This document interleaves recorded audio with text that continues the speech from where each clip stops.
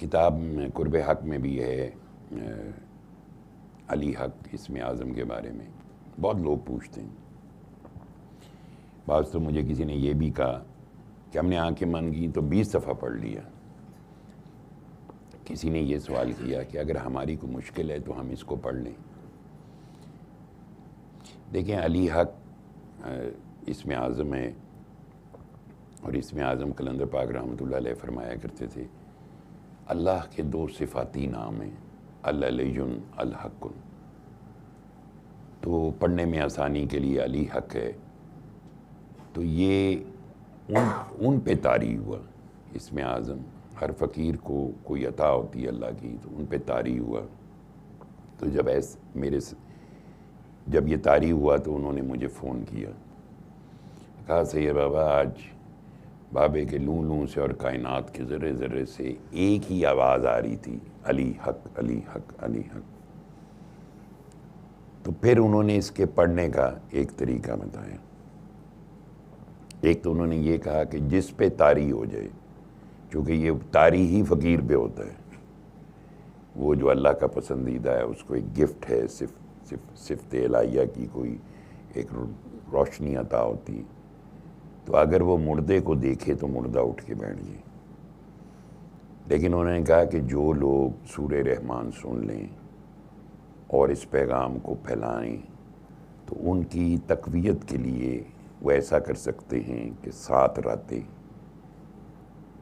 روزانہ 5 دفعہ، 7 راتیں 5 دفعہ آنکھیں بند کر کے اللہ کے روبرو ہو کے دل کی دھڑکن سے پڑھنا ہے، اور 7 راتوں سے زیادہ نہیں پڑھنا. اس دوران جو بھی لوگ یہ پڑھیں وہ دن کے ٹائم میں پانی زیادہ پئیں، 3 بار اللہ پڑھ کے بند آنکھوں سے 3 گھونٹ میں پانی پئیں. ہماری سارا فوکس ہوتا ہے ہماری یہ مسئلہ ہے، ہمارا وہ مسئلہ ہے. آپ سوچیں کہ جن پہ طاری ہوا ان کا تو کوئی مسئلہ نہیں تھا، وہ تو ویسے ہی دنیا کو خیر آباد کہہ چکے تھے. جب تک اس دنیا کو ترک نہیں کیا جاتا تب تک اللہ کی محبت نہیں پائی جا سکتی کبھی بھی. انہوں نے دنیا ترک کی، اللہ کی محبت سے جڑ گئے، اللہ سے جڑ گئے، بباطن وہ اللہ سے جڑ گئے، اور ان کو یہ گفٹ ملا اللہ کی طرف سے. اور اس کو لوگ عام طور پہ پڑھتے ہیں تو پھر اسی قسم کے کوشچن ہوتے ہیں، 7 دن اور پڑھ لیں، پھر 7 دن اور پڑھ لیں، ہمارے مسائل حل ہو جائیں. کون سے مسائل؟ سورہ رحمان سنیں، سورہ رحمان پھیلائیں. اللہ تو جس دن ہمیں اس دنیا میں بھیجا تھا، ہماری پورا نصیب، ہر چیز، زندگی، صحت جو بھی ہے وہ سب بنا کے ایک نصیب بنا کے بھیجا تھا. جو اس نے ہمارے نصیب میں لکھ دیا ہے وہ ہم سے چھین کوئی نہیں سکتا، اور جو ہمارے نصیب میں نہیں ہے وہ ہمیں دے کوئی نہیں سکتا. دعا پہ بہت زور دیتے تھے قلندر پاک رحمۃ اللہ علیہ، اور ہمیشہ ایک بات کہا کرتے تھے،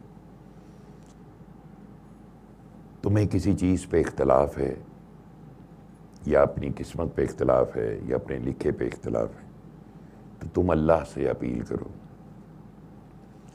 وہ اپنے لکھے کو مٹا کے دوبارہ لکھنے پہ قادر ہے، لیکن درد سے پکارو. تمہیں پکارنا نہیں آتا. اللہ کی ذات مالک کائنات اور اپنے لکھے کو ثبت کرنے اور اپنے لکھے کو مٹا کے دوبارہ لکھنے پہ قادر وہی ذات ہے. کوئی سفارش نہیں ہے. ایک درد کا ایک جہان ہے. آپ اللہ سے اپیل کریں، اللہ کے آگے اللہ سے جڑیں، اللہ سے ہی سوال کریں جو بھی کرنا ہے. یہ دنیا عارضی ہے، اس میں چند روزہ زندگی ہے، یہ ختم ہو جائے گی.